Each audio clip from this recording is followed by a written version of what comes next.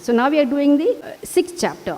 So let's go to the first seal and we'll see what happens when it is opened. Now I saw when the Lamb opened one of the seals, and I heard one of the four living creatures saying with a voice like thunder, "Come and see."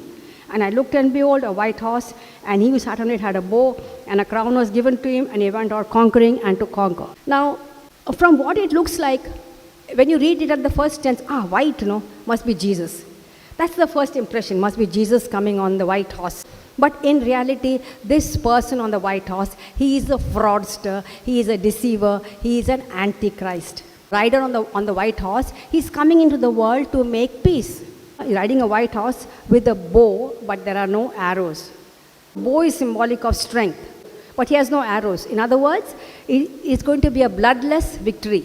He will just talk nicely.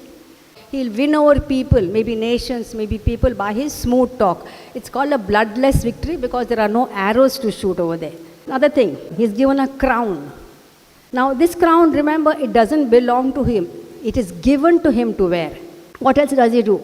He's going out conquering, and he goes to conquer. He brings about false peace and security. I would like to read Daniel 8:24.